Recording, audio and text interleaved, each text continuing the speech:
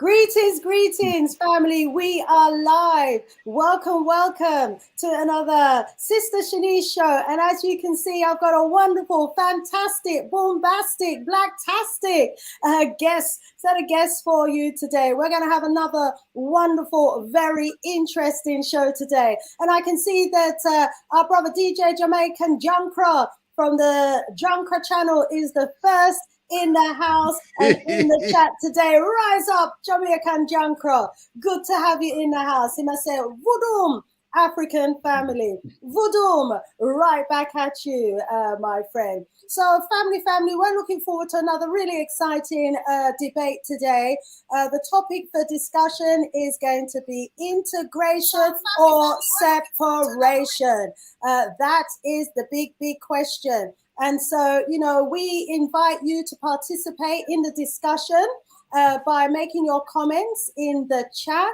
And as you come in, please do give us a thumbs up. Also, please do let us know what your thoughts and what your views are throughout the discussion. So, Sister Shanice in the house. And as you can see, we've got Brother Jenga in the house. Rise up, Brother Jenga. Please. Jegna. Greetings everybody. It's beautiful. I'm very honored to be here. I'm very honored. It should be a great evening. It's going to be indeed absolute honor and privilege. Brother Bevis in the house. Ashe, Asante. Hey, Asante Sana. Hey, welcome. We have Sister Sheila in the house.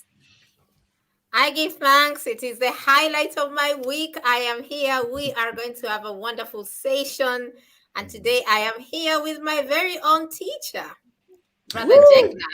So it is an honor indeed. Rise up to my fellow panelists. Rise up to the viewers and listeners. I give thanks.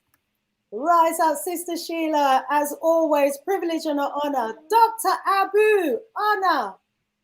Vudum family. Vudum to Brother Bevis. Brother Jegna and Sister Sheila, and you yourself, Sister Shanice, and to all our beautiful listeners and the audience that is there, rise them up all the time. Vudum. Vudum. And of course, we're looking forward to our wonderful panel members and participants in the audience to be engaging in a conversation with us today. We've got Jamaica Junker in the house. We've got Byron as well in the house. Brian, welcome. He's saying greetings. Let us know where you're from. Where are you viewing us from? Where in the world? We love to know that we've got a global audience here. Sister Afrijamo, rise up. She's saying, greetings, Sister Shanice, panel, my real African brothers and sisters in the chat worldwide, watching from Ghana. Rise up yourself. Yes, and Brian, he's saying, I was really waiting for today's show. Fire! Great panelists as always, and he's watching from Kenya. Absolutely wonderful. So, as you come in, please do comment in the chat. Let us know where you're viewing us from. So, really interesting discussion we're going to have today. But before we go there, as people are arriving, let's go around the panel and just ask each of the panel members to introduce themselves and to briefly maybe tell us what their highlight has been for the strong or what the major issue is from their perspective that's in the news today. Brother Jegna. Yes, greetings, Hotep, everybody. Yeah, Akwaba. Yes, well, I'm Brother Jegna. I've born and grown in the UK. My parents are Jamaican. I've been on the Pan-African road for 20 plus 30 years now. I've been in many organizations in the UK. I've been with APAS. I've been with the Kwanzaa Network with my brother Bevis. At the moment, I am the lead of Afrocentricity International. So Afrocentricity International is a Pan-African organization. We've got many branches across the African continent, in the USA, in Europe. This is the only one in the UK. So we started about a year in the UK. We've been going strong. We're building. So anybody's interested after this evening, please contact Shanice or anybody. We can get you to join our organization. But Afrocentricity is about seeing the world through your own eyes. Doing things in relation to, is it in your best interest? is it in line with our values, with our customs, with our history, with our culture? So that's really where I am now. So I'm here tonight really to, it's going to be a great conversation we're going to have. These are the questions we need to have: integration or separation or anything in the middle is what we need to discuss. So this week I've been very busy this week. I've had many things happening in my family, so I haven't been in the news too much, but we know what the main news, the world we're in at the moment, and you know, people want to juke us and in our hand, and all kind of things are happening. So what my views to everybody, that we need to stay strong, we need to protect ourselves, we need to do research on how you can boost your immune system. We're African people, so we are very special people, not because we're superior, but because we are African people. We are very special people. So we are, each one teach one. We have to learn from each other. So tonight we will all be learning from each other. So yeah, give thanks. One love. One love back at you, Brother Jenga. Absolute honor and privilege. And please do drop the link to Afrocentricity in the chat. And yeah, let me have the link after the show and I'll post it underneath the description. Yes, welcome, welcome. We welcome our brother Bevis all the way from Tanzania. Welcome. Thank you very much for having me here. I'd like to say caribou to all the people across the world. My name is Bevis Gooden, and I've been in a number of different organizations over the past 20 or so years. Organizations such as the 100 Black Men of London, the Luton Black Men Community Group, which then led on to the African Heritage Network of Luton, which then led on to the Quanta Network UK.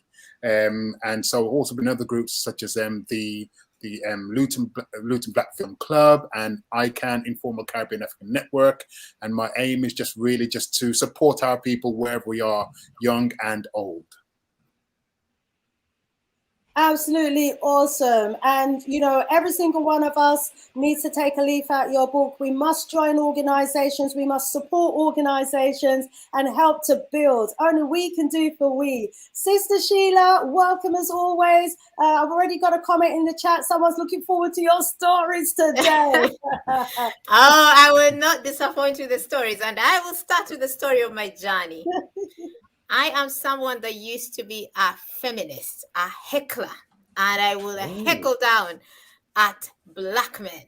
And I believed that all problems that I faced as a woman, as a Black woman, was because of what the Black man had done to the Black woman. Then another day, a friend told me that there is a certain group whereby there are some Black men there, mentioned specifically from Zimbabwe, who were very, very bitter at women. And she said, can you join this group so that you can come and help me fight? I'm a writer in my other life. So when it comes to writing, I'm very good at it. So I joined this group called Maat Africa, ready to come and fight and show these men what feminism is about. Only for me to meet Brother Jegna there. And let me tell you, by the time I was finished, I had completely changed tact, and feminism and I parted ways. That is a problem that is not for the Black woman. It is something for another race where the women fight their men. It is nothing to do with the Black woman at all. It is not our fight. It is not our war. And I went into that group to fight people, and Brother Jegna came with his messages, and he was speaking to me in a very sober, compassionate tone that I had to listen. I was used to men shouting back at me and me shouting back, you know, and quoting, I don't know, Du Beauvoir said what and which feminist said what there, and, you know, the suffragist movement, and I would throw everything in there about the feminist movement. And Brother Jegna came and he told me things to look at things. He was telling me things about Clebert and Sankofa and the Afrocentricity way, things of looking at things from an African lens. And I sat down and I thought, this does make sense. And years later, here I am running my own life coaching school, whereby we look at things from an African lens, whereby the African man and African woman come together as a unit, no antagonism between them, no fighting between them, and they come together to build that African family. So it is an honor today to share this stage with Brother Jegna, who I can say him was one of the first people that set me on this journey and completely changed my outlook in life, completely changed everything. So the message I'm also putting out to the people out there, don't underestimate the power of social media. Do not. It can change people. It certainly changed me. I give thanks.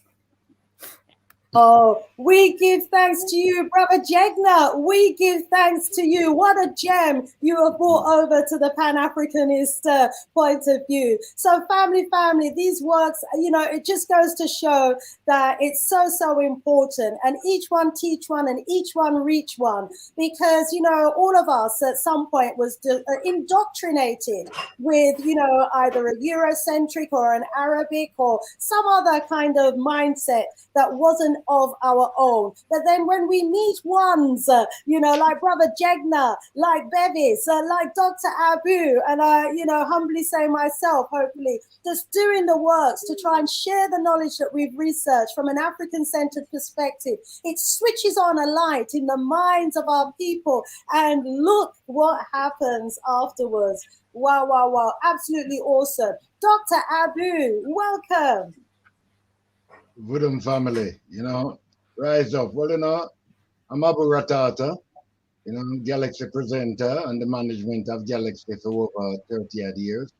And over the same 30 odd years, you know, active in our community, trying to help our people, help ourselves anyhow, because by helping our people, we are helping ourselves, you know.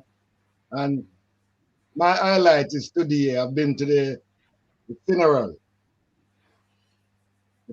of Mama Lynette Hall, wonderful supporter of our community. You know, these are the people that we are standing on their shoulder today. So I have to go to them and pay my respect to the family and to make them know the contribution, because if we don't remember these people, nobody else will. The BBC will never tell you nothing about them. Just like, you know, and for what these people, for the contribution of these people into this country, that we can even sit here, you know, we have to just say, give thanks that the next generation can know that they are not a failure, because they are coming from a great nation, a great people. And it's good to sit here this evening in the company of our beautiful sisters and our beautiful brothers. Voodoo. Vodum, rise up, Dr. Abu, rise up, and may, you know, our queen that's passed on to the ancestors continue the works in a different realm. Oh, wonderful. So welcome, panel. As you can see, I've posted the Afrocentricity link in the chat. It's there for you to copy and post into your browser. I can see there's a bit of a conversation going on in the chat already. Absolutely awesome. Andrew is saying, separate, says our father. Let's see where we've got people. I know I've seen a couple of others from Kenya, from America, from Ghana. See, Kimani saying, greetings, esteemed panel, manners and respect. Back at you. King Ja in other house saying, greetings of peace to Jehovah's children. One love from North America. Interesting topic, integration or separation. Okay, let's hear your thoughts by the end of the discussion today. And Montu is saying that Ghana has got some grand apartments going for 100,000. 100,000 what? Dollars, CDs, shillings, you know. Let us know more. There may be some listening logged in that are interested. And yeah, let's see. We got Jamaican Junker. Yeah, we big up already. He's saying that Bevis looks like Mo from Gambia, from Gam B1. Oh, I know which Mo they're talking about. Yeah. Yes, Gregory and Marley Morris. Brother Marley, yeah, I can see the likeness. A couple of people have said that in here, actually. Montu is saying, here's my solution. For those who want to separate completely, find an energy source for FTL, a bit of an artificial gravity, fly about 10 light years from Earth, separation complete. Okay. Maybe we'll put some others on that gravity level. Let's see. Okay, I've accidentally hit somebody's comment there. Let's go through. We've got someone rising up the family and saying peace to the family. Sister Afrojamo, rise up yourself again. Where was I? Montu, Kimani, saying greetings to one and all. Yeah, oh, that was the comment that I accidentally hit about Bevis looking like Mo from B1. Yes, I can see the likeness. Can I say greetings to Sister Nero Diamanti? She's a member of Afrocentricity International. So she's saying greetings to all. So greetings, my sister Nero. Beautiful to see you here.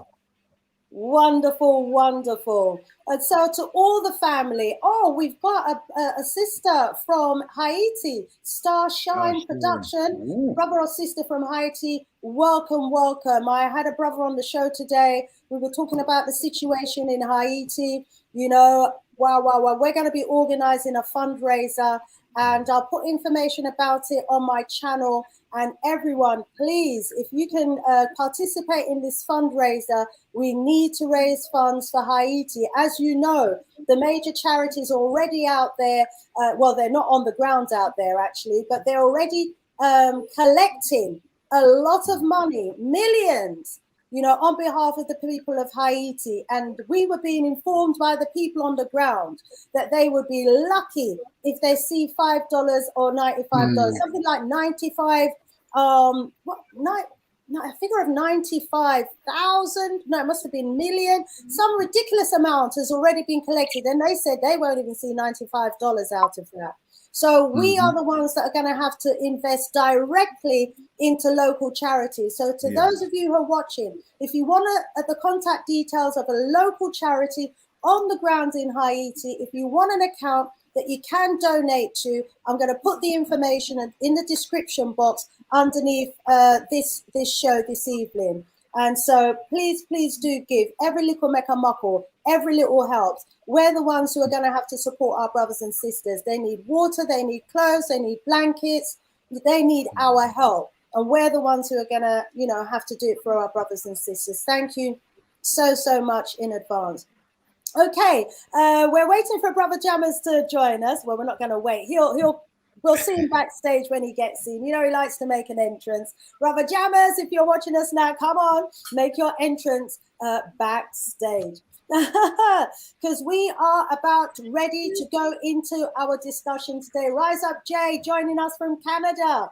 Oh, fantastic. Yeah, we got family from the UKKK, from Canada, America, Kenya, Ghana. Where else have we got family watching us from? Truly international. And, you know, anything that we share with you today, family, please do, you know, take it back to your family, your friends, your organizations, and have similar discussions, because each one teach one. We've got to, you know, develop our own African-centered narrative around the issues that we are concerned about. So today, the topic for discussion is going to be integration or separation. Let me find my notes as I open the topic for conversation today. Oh, look, he always does this. Just as I'm about to open the conversation, I can see our brother Jammers preparing backstage. Come on, do your grand entrance, Jammers. Hey!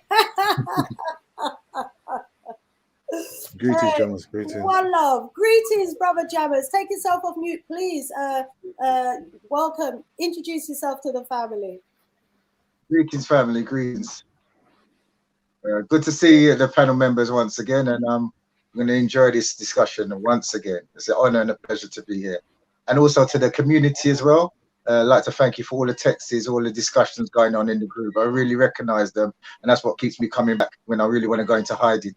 Thank you. We're not going to let him go into hiding, are we, panel? Are Definitely we, not. audience? Definitely not.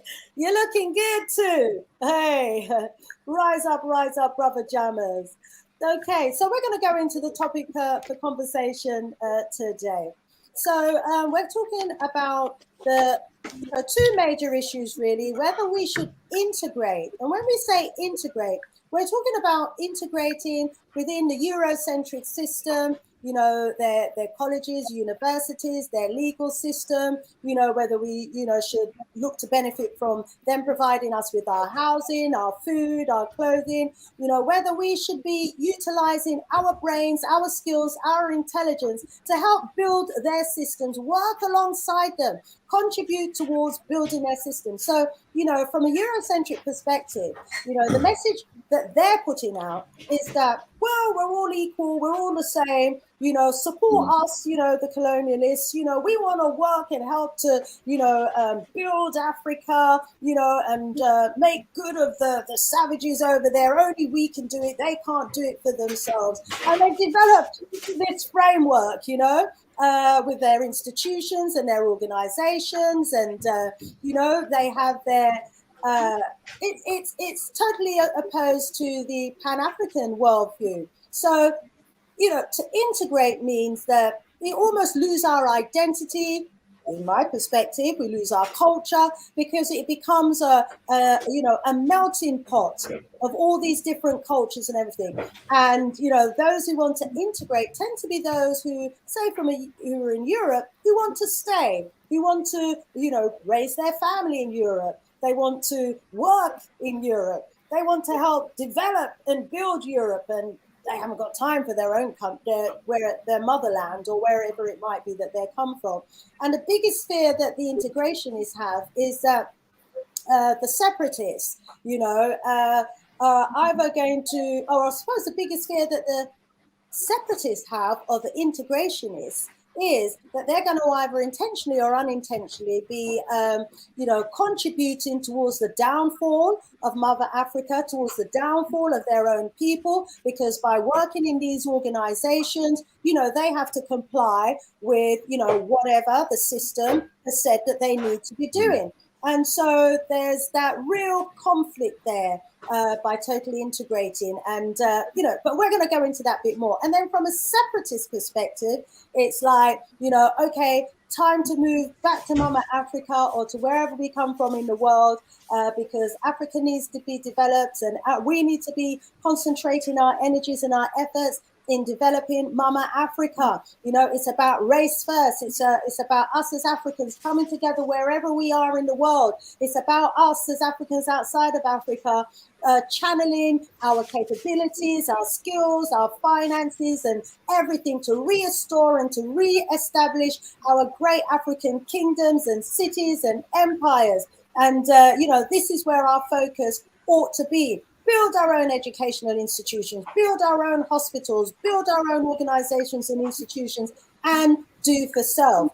And you could also add, I suppose, the repatriationists, those, you know, who may be outside of Mama Africa, but are planning, you know, to return. Their agenda is just to return back to Mama Africa, to one of the 56 or so beautiful countries that we have, and contribute towards the upliftment and the advancement and the total liberation of Mama Africa. So we're going to have the discussion today. Integrate or separate? And first of all, let's go over to our brother Jegna. Okay, yes, good evening, greetings, Hotep, everybody, Akwaba. It's great everybody's here. This should be a good go. So, a good show tonight. So, I'm probably going to come from a different angle than maybe some of the people tonight, but we'll see how it goes. Okay.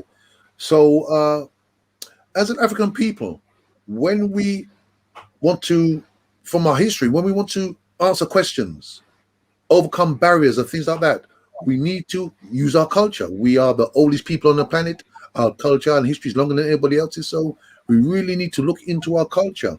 So when we face a problem within our history of our culture, we go back to the concept using Ghana called Sankofa.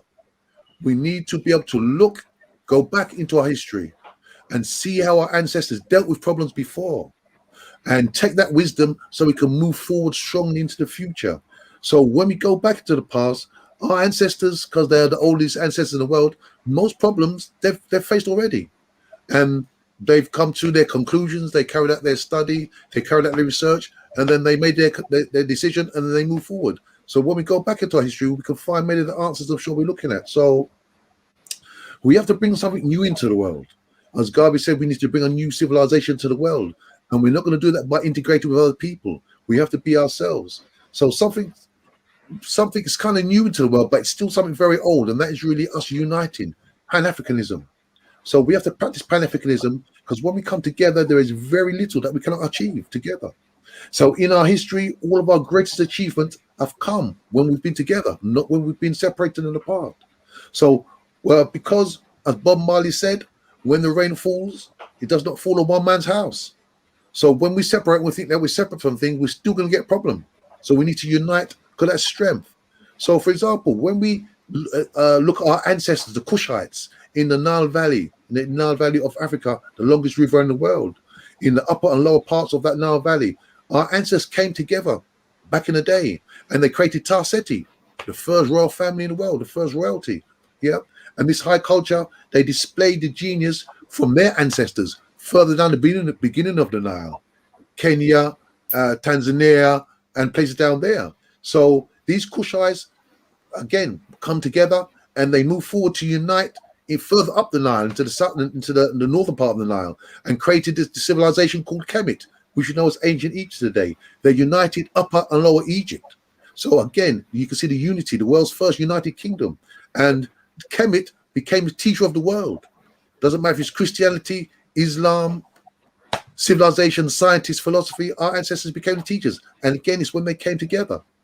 When we read about a bit of Kemetic history, when we read the autobiography of Weni, that's W-E-N-I, this is in the 6th dynasty, so this is the Pyramid Age, when the pyramids was first being built. He became the commander of the troops for Kemet.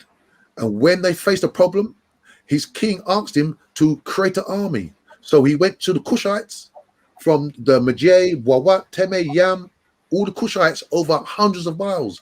And he created an army of tens of thousands of Africans to fight the Euro-Asians, who they crushed. They crushed these Euro-Asians because these are our most hated enemies. They always come in there, you just read the text, to steal, to kill, to murder. So again, unity. They came together to get rid of the enemy. These are little clues of what my answer will be to integration or separation. So again, when Kemet was first, this is the first time we know, when Africa was first invaded by foreigners, and they managed to grasp a hold in the land. This was in the delta, the north part of Kemet, right by the Mediterranean Sea. These people were called Hyksos, and they came from Asia, Central Asia. And again, our family in Kemet, the Kushites. Remember, the whole of the Nile Valley of Kushites, to fool us and separate us and says, well, there's Egyptians and there's Nubians. That's all rubbish. They're all Kushites, all of them. You just read their text. So the Kushites from Kemet and Kush, they united and they chased out these people called the Hyksos. And they said it was a national shame. These people was in the north of Kemet for maybe a century, and they united. And let me say, by the way, as well, these are the people who create that lie in the Bible to say that wicked Pharaoh chased them out. They chased them out because they were murderers of African people. According to their own historians, they said when they came to the land, they set fire to the temples, they enslaved the people. And these are the people who rewrote this crazy story in the Bible to say somehow we chased out these bad people. These are murderers of African people. But again, the unity we got rid, and because they didn't want to be invaded again, they created a buffer zone. And this became the world's first world empire as well. Again, so this is the unity of Africa. If we come closer to our date now, March the 1st, 1510. So this is like 511 years ago. At the dawn, before dawn, early one morning, Dom Francisco Almeida, a leader of the Portuguese troops, landed in Tanzania, which we know today, South Africa. Tanzania is the nationalist name.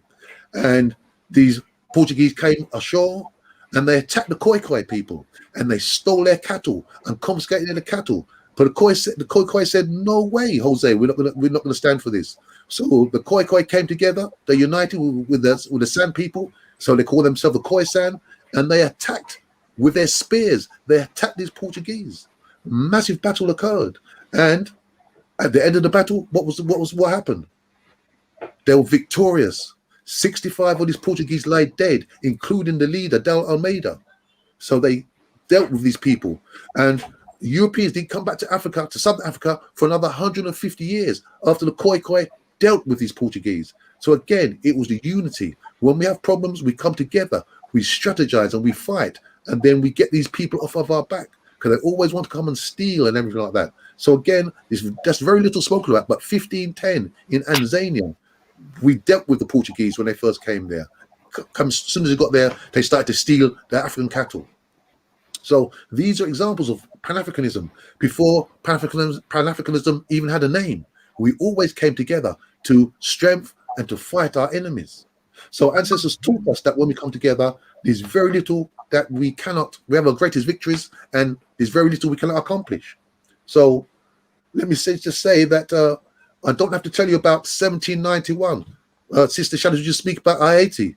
1791, Africans came together, said, this is enough now. We cannot take it more. It took till 1804, took some 13 years, but again, they beat the greatest empires of the age, the French, the Spanish, and the British. We beat them all.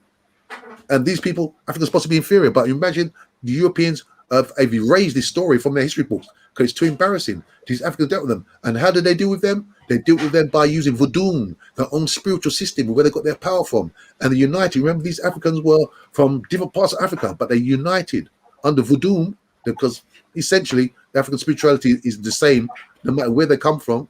It's always really the same system. So again, they came together. So the worst, coming back to what we're talking about now, the worst colonization, what we're facing now, and this is key to our discussion today, is the colonization of our minds. And this is really the answer to the whole. So the reason I mention history is because Europeans have rewritten our history for us. And tell the truth, they kind of rewritten us out of the history. So saying that we never have done anything, we have no history, and this imposed on us an historical amnesia. So when we don't know who we are, we're not sure who to follow, we don't know who our ancestors were, maybe we haven't done anything, so we look to other people. So at the stroke of a pen, they removed our great historical and cultural heritage and our legacy to the world. So this violation and damage of our memory has removed our own agency.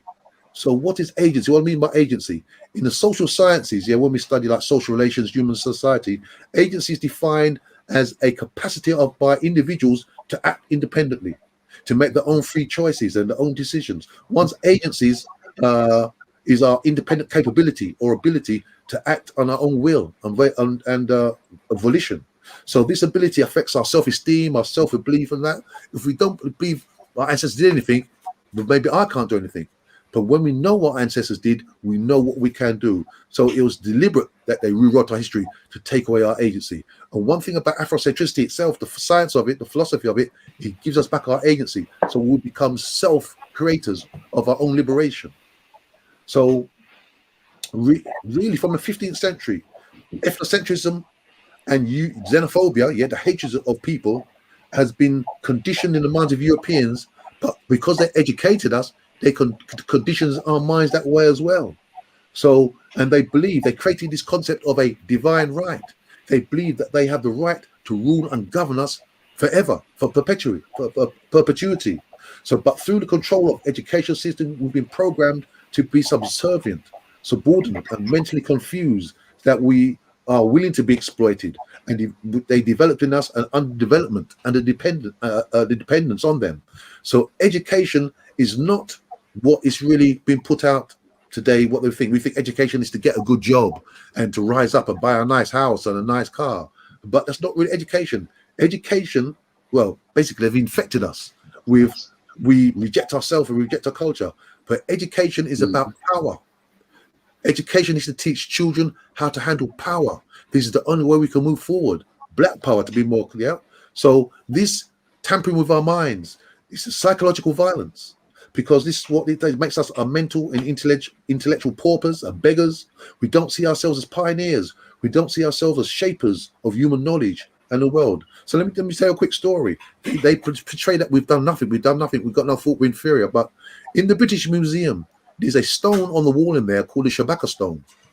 And this was written by the Kushites when they came in the 25th dynasty, but they copied it from a very ancient stone. And it speaks about the creation of the world and how the universe was created. So the point I'm making here is, when this stone was written, Europeans didn't have a book, they didn't have a pair of shoes, didn't have a pot to pee in or a window to throw it out of. But the Shabaka stone, they speak about the creation of the universe. And more correctly, they speak about what existed before existence came into being. Can you imagine that? Our ancestors, philosophers, just sat down and discussed what existed before existence even existed, before the world. But we're told that we can't think. Europeans couldn't even read or write until they came to Africa. We taught them how to read and write, but they think that we can't. But when we know our history, we understand who we are. So exactly, because of this psychological violence, and the mental intellectual thing, the reason they did it was so we will go to them. So if you want to learn about philosophy, we will go to Jung or Freud instead of going to Francis Cress-Welsing or Amos Wilson or Dr. Bobby Wright. If you want to know about medicine, instead of going to Imhotep, the world's first intellectual, first father of medicine, the first multi-genius, we go to people like Hippocrates. Imhotep was a doctor before there was even a Greece, much less Hippocrates is the father of history. So when we kind of know yourself, we know that when we come together, we know our own genius. But when we believe what they taught us, because remember, Africa, for the most part, many of the places have still got European curriculum there. And we know the curriculum, wherever we are in the West, is basically a European curriculum, which makes us like the paupers and we've done nothing. And maybe, we had a dream with Martin Luther King. But apart from that is, so if we have no confidence in ourselves because of our externally imposed lack of agency and historic amnesia, we are scared to build businesses. We are skilled to build our own institutions. We allow foreigners to come into our communities to sell us our hair care products and to sell us our clothes and our food. And they take our money out of our communities and go and spend it in their communities to enrich their communities. And then we'll say that we Brother Jegna? Yes. You know what? We got to go around the panel and come back to you. No problem. Okay. You have dropped you so much knowledge already, my brother. Please go on. I think you can see what camp I'm in, though. Okay. Yes. Integration or separation, but you go ahead. No, we're coming back round again, my brother. But mentoring slavery, people are agreeing with you in the chat there. King Lion is saying, brainwash education to make us the fools that we hate ourselves, and they reward hatred, they reward for our love, and chase them away, bomb heads out of the attack. Crazy ballers. Oh, okay, right. And lots of agreements in there. Let's go over to Brother Bevis and let's go around the panel. Okay, thank you, Sister Shanice. Right, so I suppose the question is to be or not to be amongst them or not to be amongst them, to integrate or to separate. What I'd like to say is just a little that we are all on a journey, and for development, for self-discovery, and for education. Now, for me, over time, the many things I did was because I wanted to make sure that I'm a part of a community, but also creating that part of the community so that my children can be a part of it, so that they can live it, and so that they can actually inherit it later on in the future. So for me, I joined a number of different organizations, such as the 100 Batman of London, where I got involved in mentoring not just for the children, but also for parents as well within the communities, because we've got a lot of people doing good things for our children out there in the community, but we also have to mentor the parents. So everybody's on a journey. So after that, I became a part of the Luther Black Men and the Luther Black Men community group. We started focusing on doing things like our FADE events, film and discussion events, where we'd actually show a lot of different documentaries, and then we moved on to focus on things such as economics. And then from there, we moved on to other things and then started to talk about events around repatriation. So with the Luton Black Men, we also became a part of the African Heritage Network of Luton, which is a combination of different organizations that came together in Luton to put on events around Kwanzaa. Now, that led towards the led towards the Kwanzaa Network UK. And so that enabled us to spread our work and the word even further. And then later on, through various other things, became a part of the Luton Black Film Club, and also Informal Caribbean African Network. So my journey has led me to from wanting to do something about my children, for my children, and for myself. But it's also enabled me to see the importance of certain things in our community. One being is through Kwanzaa, the unity that is necessary for our community to achieve many things. In 2016, like with Brother Jenga and many other people in the community, but Jammers was there also, we put on the 50th anniversary of Kwanzaa, and the unity that was displayed in that one event, I think will actually be remembered in many people across our community. I've also got involved in doing other things in other countries, as you know, Sister Shanice. We've been in the Gambia at the time of at the end of year celebration for Kwanzaa. Now, for me, as I've learned more about our African culture through things like Kwanzaa and being in the Wonderful Black Men of London, it's made me appreciate the notion of actually repatriating myself. So I am speaking to you from Tanzania. So I've actually taken that leap of faith and sold everything. My children are still in the UK, but they've been to the African continent, but in the future they will be here, I am sure of it. But being here, being amongst our people, seeing how the very same people that we are trying to escape from, right? And it's not just certain people, the privileged. It's not just the white people. It's Indians, it's Chinese, it's Turkish, you name it. Everybody's here. And also in many parts of the world, in many countries in the Caribbean, and also many countries of Africa. So we have to be very strong in our notion of what repatriation will look like, in terms of actually coming back to the motherland and helping our people to push out to these people who are holding them down. Because one thing I see here is how industrious the Tanzanian people are. There's shops everywhere. There are markets everywhere. There's individual salespeople everywhere. They are people that are trying their best to actually pull themselves up. But at the same time, all these people from all of these other countries are here sucking the very life essence out of them. And it's a shame to see.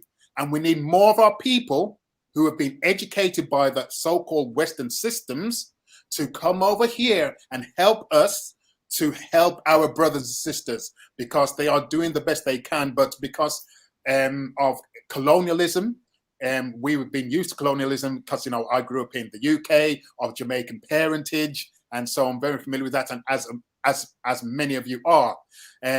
So for me, in terms of the question of to be or not to be, or in terms of to separate or to integrate or to separate, my choice is to separate. But it's not just that is not enough. We have to come over here and help our people. As you mentioned before, we talked about Haiti and the problems occurring over there. So we have to help our people wherever they are in this world, because the people that are around us, they do not want to see us thrive. They've miseducated us. They've made sure that we don't have all the resources we need. Don't even talk about the school to prison pipeline. They made sure that in the UK, we've had such things such as the hostile environment. We've had things like the school to prison pipeline. We've had things like the Windrush debacle, mass deportations, Brexit. And around the time that we were doing a lot more repatriation events, we started to have a number of people come to the events because of all of these things that was happening to us in the UK. And so it's making people, so the unease in which we have been living under has made people make that decision about repatriation.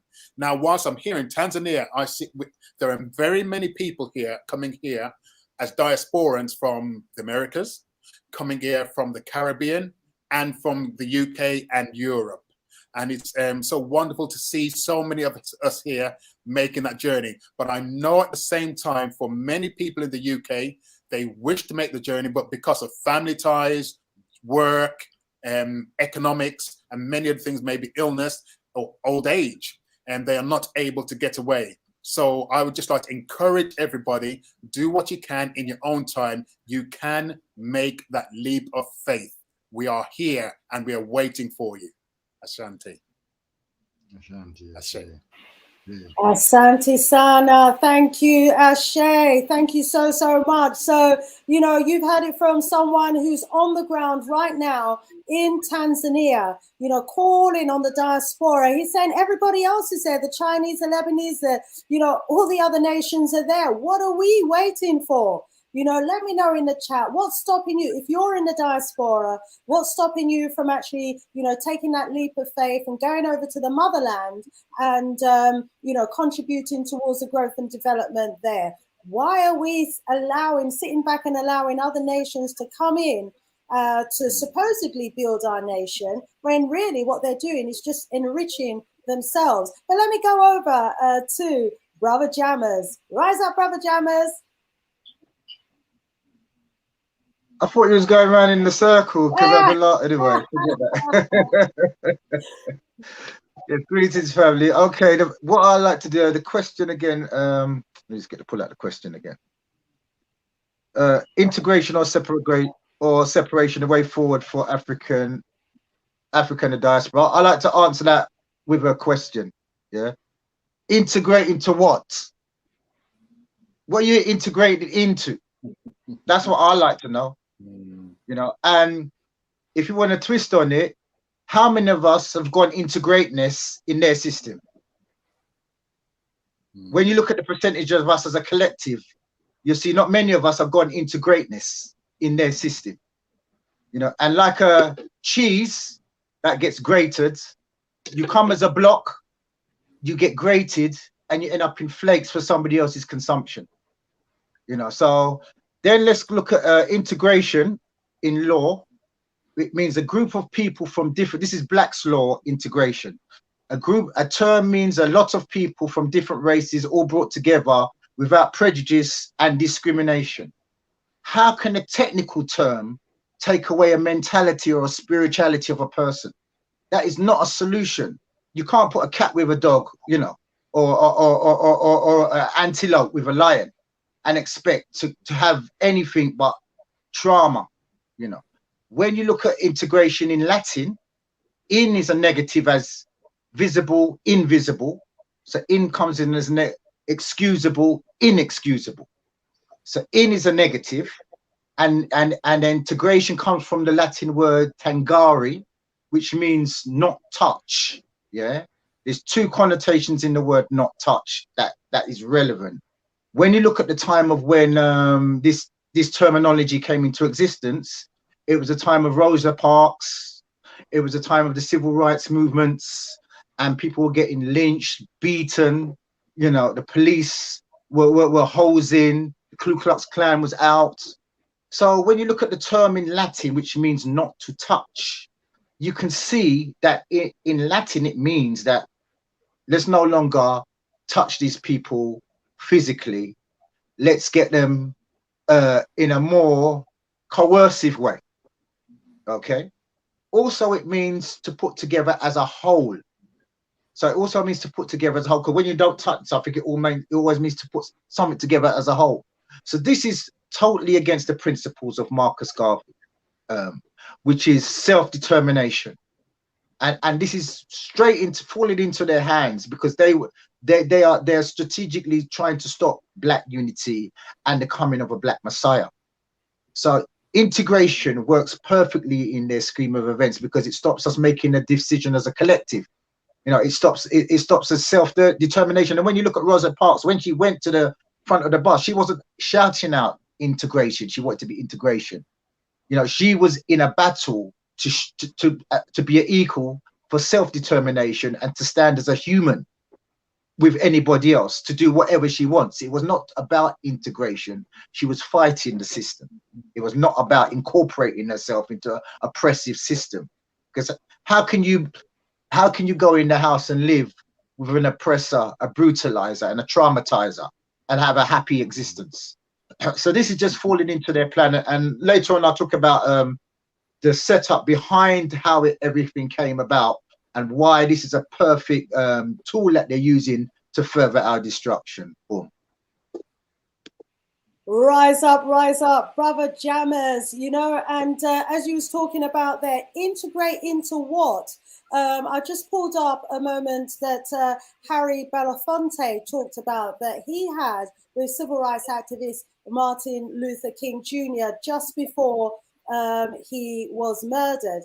And he was saying that Martin Luther King Jr. kind of realized that the struggle that he was pursuing for integration would ultimately become a struggle for economic rights. And he was saying that he remembers the last time that they were together and he seemed a bit agitated. And so he asked, you know, Martin Luther King Jr., what's the problem?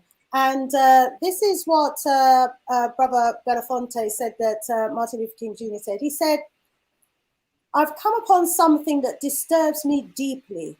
He said, we have fought hard and long for integration, as I believe we should have.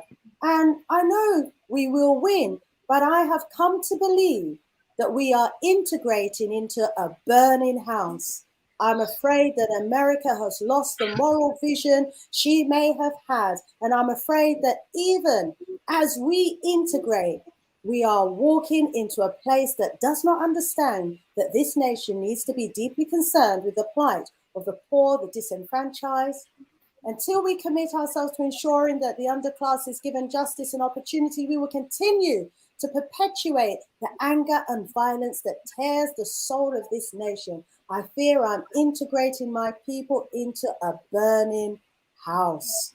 Wow, wow, wow. Martin Luther King Jr.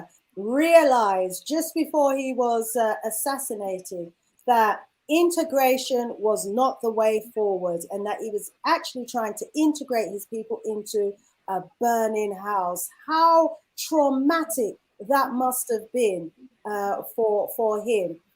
Let me go over to Sister Sheila, who's going to share with us her perspective regarding integration and separation. What say you, my sis? As usual, I will start with a story. Brother Jegna said that we had our ways of doing things. My ancestors are storytellers, so we use stories. In many African folklores, you'll hear that in the evening, children were gathered round, and the elders will say stories round the fire, and that was alchemy. As the stories were being said, the fire was having an earthen pot on the top, so there was fire, there was water, there was the earth where we were sitting. And all the four elements were coming together and alchemy was taking place as these words were being shared. So now I'm telling you a story as well. So as we have this conversation, the stories also compound what it is we're saying. So a few days ago, I went for a run in the woods where I live. There's many woods. And I came across this grass verge. And there were all these wild flowers. So often the council comes with the big tractor and it cuts up all the grass so that the dogs can run freely. But they haven't been there. So all these wild flowers have come up. And they were red flowers, purple flowers, yellow flowers, white flowers, all these flowers, many, many wild flowers, just beautiful flowers. And I stopped to look at them because they were just, when you look at the beauty of nature and you see the difference in nature, all these flowers, each of them was different from the other. And the purple one stood up. I've never seen flowers like that. They were brilliant. They were just standing out. They were taller than the others. And when I went to look at them, I saw there were white ones that were underneath them. And these white flowers with yellow flecks in the middle. I did not have my phone on me, so I could not use Google Lens to know what these names of the flowers were. I was only using the colors and just appreciating them. And after looking at them for a while, I quite sat for a while just looking at them, just marveling at the beauty of it. And that's the other difference with the African. We appreciate nature. So we can stop what it is we are doing to just marvel in, to just take in nature. Like for me, I stood and I felt so joyful just looking at these flowers, knowing that in 2 or 3 days, if I came there, I wouldn't find them because the council would have come and cut them. And one reason the council would come and cut them is because some dog walkers would complain and say, oh, you've let the place go. You know, our dogs are not running well. They have no place to, when we throw the ball gets lost. So the council will come and cut all these wildflowers. So I was looking and marveling, knowing that, you know what, I may not get them. But now how that is in relation to this conversation today is just to show the diversity in nature. Those flowers there, none of them needs to give way to another or buy into the way of the other. They just are. So you find the purple flowers, they stand out, they call out to you. So like for me, when I stopped, I was stopping for the purple flowers. And only when I went close, that's when I saw the other flowers underneath. And like the white flowers were way below. They were way, way down. You could not see them. But once you saw them, you saw that they too had their place in that grass verge. And now when we talk about integration, we always ask this question, who are we losing? Because when you talk about integration, it means you are losing. One party is losing. Integration is never about equality. It simply means the one person is getting to be like the other. So one person is remaining as they are, and one person is getting to be like the other. And this integration is always sold to the African. It is never sold to the other races. It is the African that's supposed to integrate into the white system. So it is expected that it is the African that is supposed to stop what is African about them and adopt the ways of the white people. And what we forget is that ever since we had interaction with them, and this interaction, as Brother Jegna was giving us the history, the interaction was not consensual. The interaction was through violence, through war, through rape, through pillaging. So now this interaction is there. And this interaction that's there, we are talking of integration versus separation. And the integration is with the assumption that we are not integrated already. Right now, as you see, the political system that the Africans are following are not African. The education system the Africans are following are not Africans. The economic system, the governance system, the religious system, the cuisine, the foods we are eating, even the gender relations between men and women. As I started this conversation, I was talking about the feminism I was in. So you see, all these things, we are already integrated. We are already in it. But look, we are at the bottom of the pile. So right now, when you are talking about integration, I don't know how better it can be. We're already in it. And in it, we are at the bottom. It is like trying to force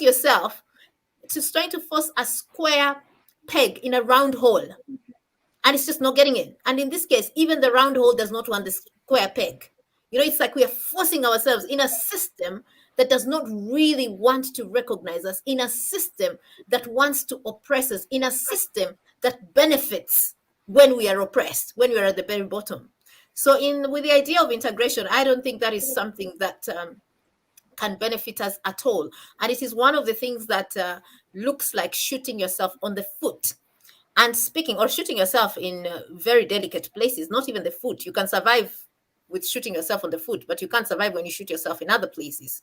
And it reminds me of what happened this week when I read the news that Uganda is accepting Afghani refugees, that America has spoken to Uganda, and Uganda has the space, the land to take in the space and the land and whatever, I don't know, whatever it is they said, but Uganda has all these facilities to take in Afghani refugees, but America doesn't have this.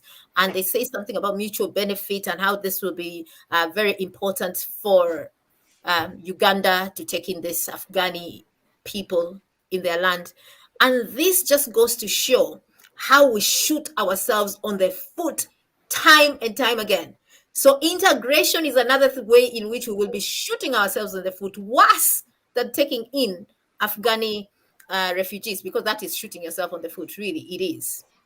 I give thanks. I give thanks to you as well. Indeed, thank you for your wonderful stories and contribution as always, Sister Sheila. Agree with you. This is a step in the direction of shooting ourselves in the foot. You know, no other race respects us. You know, they all, want to oppress and suppress us. And they come in hungry and desperate today. And by tomorrow, they want to be oppressing and suppressing us. We've seen this play over and over again throughout our history. You know, after World War I and World War II, Africa accepted millions of Europeans all over Africa. And them same ones turned around and are the ones who are oppressing our people today. You know, when are we going to wake up and learn that we have no friends in this world, and that we really need to sort ourselves out and get ourselves in a position of power before we start opening the door and allowing others to come in and continue to tear us down in the way that they have been throughout history. But let me allow Dr. Abu to come in. Thank you for your patience, Dr. Abu. Vodum family. Vodum.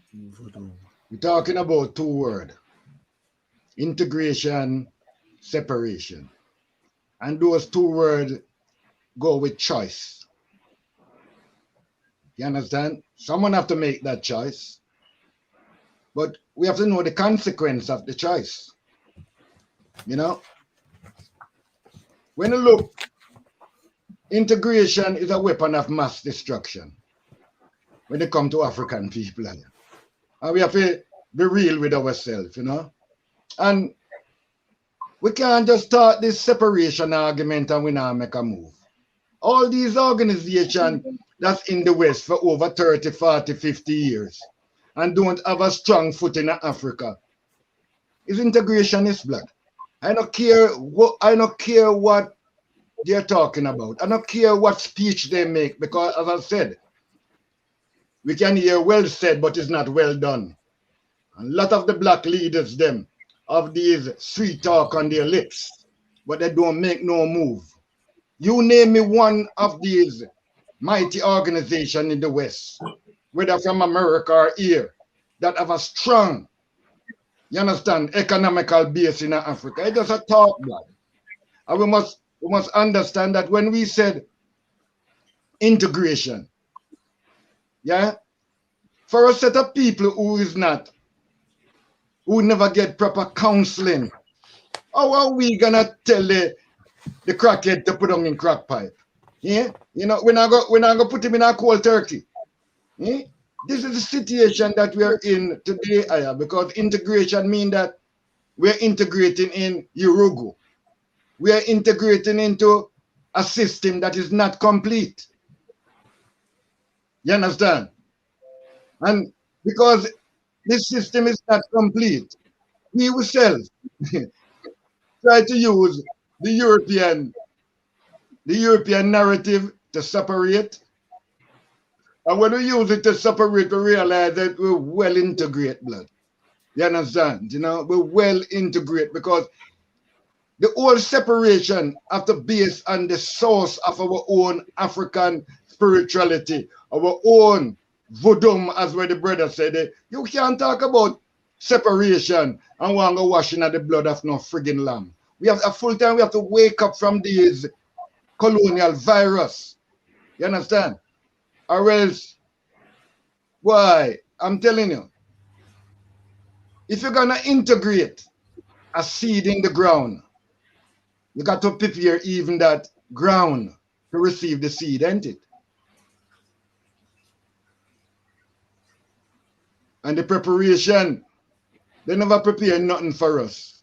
You understand? This argument I go on for a long time now. When I was in the plantation, I seen where we used to say, we want to run away, and one used to say, run away from this good white man.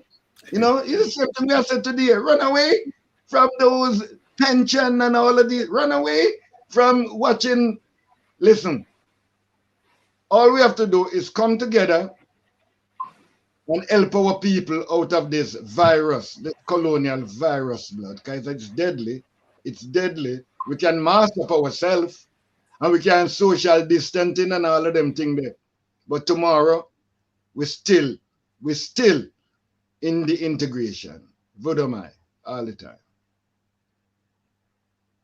Voodoo, Dr. Abu. Yes, indeed. Back in the days on the plantation, there were those who said, what? Run away and leave Master.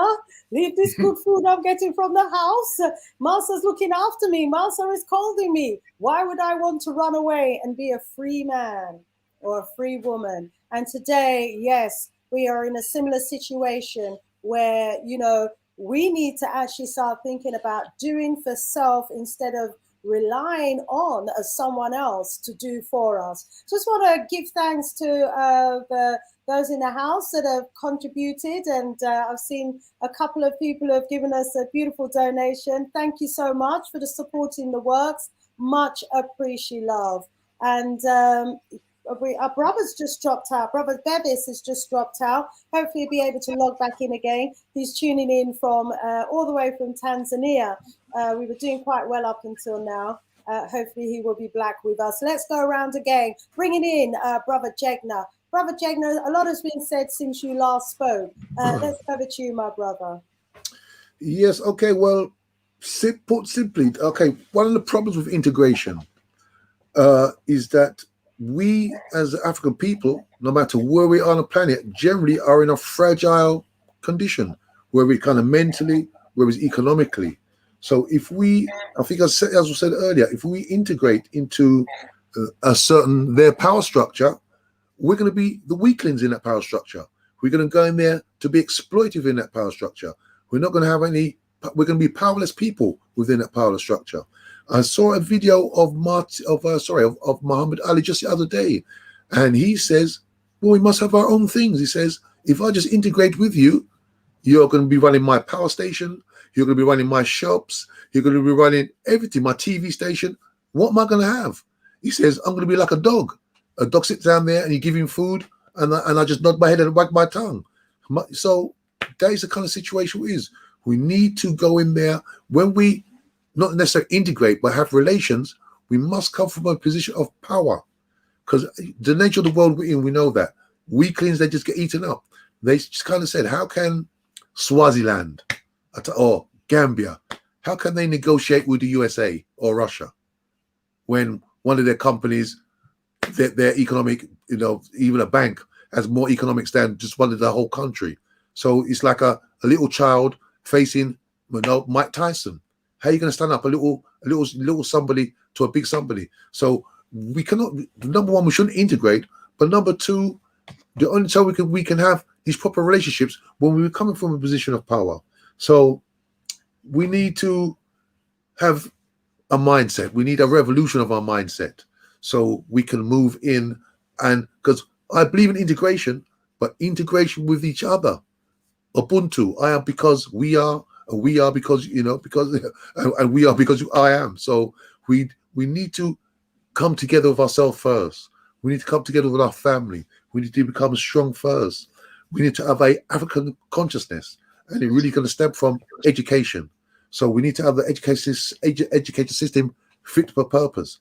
We cannot have these education systems, because when these Europeans left the Caribbean, the so-called Caribbean, left Africa, because their institutions were still left there, they didn't leave. Their church was there, their curriculum was there. All basically they didn't leave, and they could act like remote control. We see, I believe, in Ghana, the president, he wants to spend how much hundreds of millions on the church, on a cathedral. But why don't he spend hundreds of millions and build a Silicon Valley in there for the youth in Ghana? What is a church, hundreds of millions, going to do with these nations? The nations, if it was one of the richest nations in the world, maybe you could do that, just maybe. But Ghana is not one of the richest nations in the world. So you have to be careful with what you do with your money. We lost very recently Ronoko Rashidi. And I always remember Ronoko Rashidi said that what we do for ourselves depends on what we think about ourselves. And what we think about ourselves depends on what we know about ourselves. And what we know about ourselves depends on what we're taught. And if we're taught to be the creepers and the crawlers and the paupers of the world, we're going to act like that. Europeans, we must say, are a minority of the world. They're not in 10% of the world. But because they took control of the world by violence, not because of some genius or some morality, by violence, the institutions of the world, the IMF, the World Bank, the UN, are controlled by this minority. I'm a so-called minority in this country. How do they treat me? So I think we need to treat these minorities who control all these institutions the same way that I am treated, and that is with disrespect. We cannot unite with these people because they're minority, and they think because they got into a position, they say, well, we're the world, but 10% of the world is not the world, but they got to the power of the world. Yeah. So us as African people, we just need to practice what Garvey said: race first. Race first means we put ourselves first.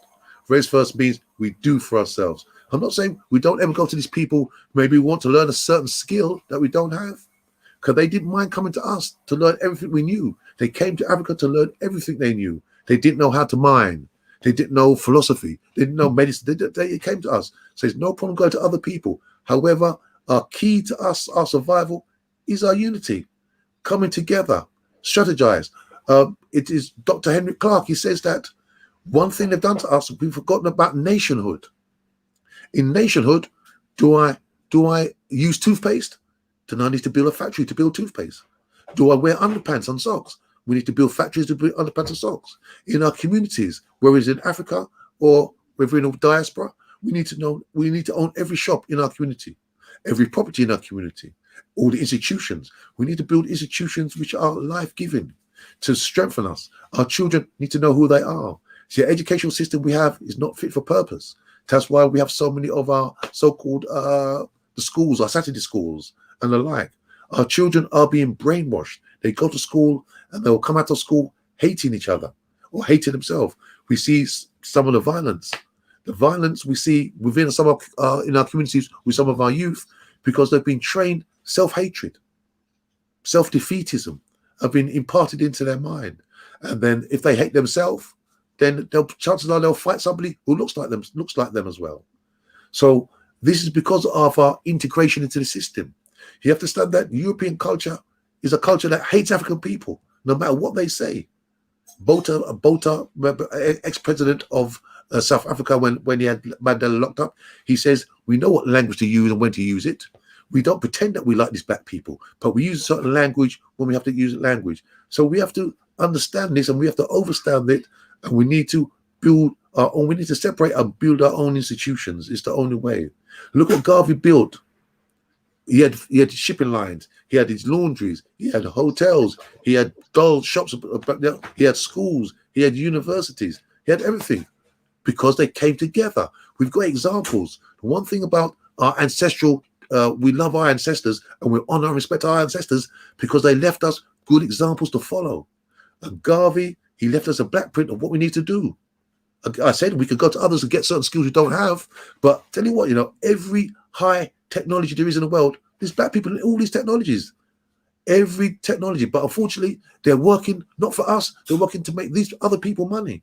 They need to come back into our community, and then we need to build together for the future. Our ancestors from the Nile Valley said we need to build for eternity, and that's what we need to do. But we can only do that by coming together. When we're strong, then we can maybe link up with other people and exchange with other people from a position of strength. But at the moment, we cannot do that. Yeah. And if I give a quick example of how these IMF and World Bank, if you remember when Haiti freed themselves and they embargoed Haiti and said, you need to pay us 20 billion for their freedom, when they freed themselves. But they said, well, you was our property, so we need money from you. And what did France do? France said, you have to pay us 20 billion. So they went to the USA and borrowed 20 billion from their banks. And it took them from the 19th century to 1947 to pay it off. The billions. The IMF and the World Bank, France sucks out 500 billion out of Africa every year. 500 billion. And they say, well, look, Africa's broke and Africa's corrupt. But the corruption, the money doesn't flow into the corruption into black people's pockets. It flows to the West. So the African continent, they need Pan-Africanism. We need to go back to what I said, our ancestors, Kwame Nkrumah said. We need to unite. Africa needs to unite. If Africa does not unite, what future does Africa have? You see disease in Africa, the richest continent in the world in relation to the resources in the ground, but you see some of the poorest people. We need to stop these people coming into our lands with these anti-African religions. I remember in Haiti, when the last earthquake happened, I was coming to Haiti and they're saying to people, yes, we'll give you food, but you must stop practicing voodoo. That's what they're telling them. And what you said earlier about these people, charities are collecting money, the American charity, I can't remember the name of it, they collected $500 million and they built 5 houses in Haiti. $500 million. So what's $500 million? $500 million asked so they have luxury cars and luxury offices. They collect money, and also in Haiti as well, you see all these people coming to Haiti to take away the children. So many children disappear from Haiti because of the melanin, and who we don't want to think what else to do with our children. We need to move away from these people because these people have their way and we have our way. In Swahili, the word Injia means our way.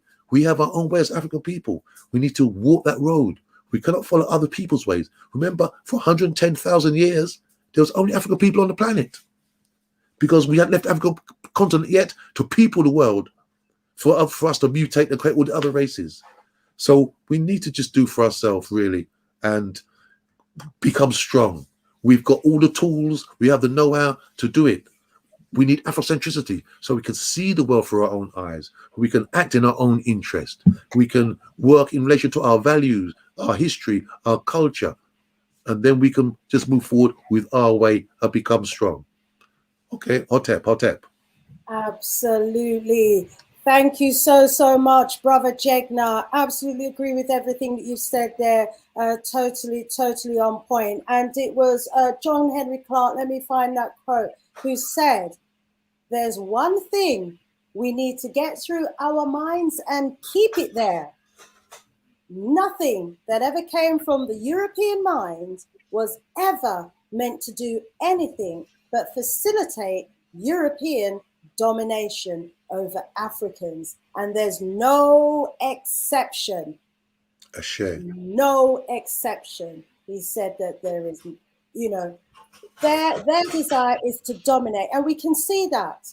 If we look goodly, we can look. If we look at the economic system, for example, the World Bank, how even their charities, as you said, will collect £500 million, of charity money, supposedly to contribute towards the rebuilding of Haiti. And after, an examination, they find that they have only built 5 houses and nothing comes of it. Absolutely outrageous. Let me quickly swing over to Brother Jammers and bring you in here, Brother Jammers. Bringing me in too much, man. Yeah, I just endorse everything that's been said earlier. I'd just like to say there's no species of animal on the planet that sees itself as part of something else. How can you exist as an entity but recognize that you're part of something else? This is another trick to take us out of our sovereign status and our claim for reparation, our claim for our birthright, our claim for the wealth and compensation for the trauma that's been exacted on us. Sovereign, inside the word sovereign, the last sound in the word sovereign is the word reign. First sound hidden after the word S, which means to hold, and silent means over. When you reign over your own things, you are a sovereign. And the way forward is, as I said before, presidents, is when we recognize the importance of ourselves as individuals and as a collective. Then we can put a claim forward against those who claim to have authority over us. But we have to recognize ourselves as an equal might. And what's holding us back is our so-called leaders. They've all been bought and sold, So this is but this is the status. They're trying to take us out of our sovereign status by telling us to recognize ourselves as a part of something other than ourselves. So if you get hit by a car driver, you recognize you and the car driver is equal, or you're a part of the car driver that hits you. So when you go to claim, he's going to get some of the money because you're an entity with him. And it's another trick to take us once again out of our status of a human being and use us put us against other status of a property again. Which, if you look at the 13th Amendment going in America, the clause in America that you were free unless you was a criminal. So what did they do when they set us free? They didn't give us enough funds so that we could live adequately by ourselves, integration, so we weren't self-independent. We had to rely on others. And then when we couldn't survive, we were, as criminals, they could put us back as property and make us work for them for free, again, to have a hold over us. The next thing they done once again is took drugs from being a health problem and made it a criminal act. So again, they targeted once again. It was a war against us, claiming ourselves equal rights as a human, but by once again putting us as criminals so they could enslave us again as criminal, and then having a war against us as drugs, giving us the drugs and plus condition that we were in, that they subjugated us in. They were the menace to us, but saw us as the menace to them. They were the traumatizers to us, but saw us as us giving them trauma. So it's been a constant war against us as a people. And then coloring law against means that you're not a human, you know, so you have no claim. This is why all the other races are getting their reparations, like the Jews, because they're seen as humans. You know, we under the slave laws was seen as property, and a property cannot have a claim as a human being. So this is the trick that they're playing on us to stop us. As I say, the solution is unification, because you can't separate and the criminals still got your stolen goods. So we have to unify with our brothers and sisters in Africa. We have to have channels of communication, channels where we can, like Marcus Garvey was doing, where we can distribute wealth amongst ourselves and unify ourselves as a mighty people, as our race of people, wherever we are, so we can raise up ourselves as a force to counteract all the tricks that they're playing on us. You know, once again, this integration is taking us out of our place of self-determination, out of our place of looking what we need for our future, our young stars. We've got to determine what we want to build for our future. Nobody else can tell us what is best for us, especially our young stars. If you look what they're doing, amongst where all they're doing is cause devastation amongst us and the planet. So the solution, as I said, is for us to unify and recognize the importance of we are as sovereigns and as humans, recognize that we are humans, and follow the principles of the most successful templates that have been put down by our great leaders, such as Amos Wilson, you know, Marcus Garvey, Malcolm X, and come together as a people. And firstly, once again, we have to unify and recognize our importance. Thank you. I think we've lost Sister Shanice, so give thanks. Make Brother Bevis give his. Yeah, Brother Bevis, would you like to come in and add to what's been said? Brother Bevis, can you hear us? I can indeed. I can hear you all. Yeah, we're asking for you to make a contribution. Okay. Right. Yes. So in terms of integration, my view on us as Black people when it comes to integration, we haven't done integration. We've done assimilation. When the Asians come here, when the Chinese come here, they actually integrate Jewish people and so forth, because the individual elements of their community, be it their language, their clothing, their food, their heritage and so forth, is all separate. So when they come together into the society, they come together and then they can separate quite easily. But for us as Black people, we've actually assimilated, so we've lost a lot of our own identity over the years in the UK.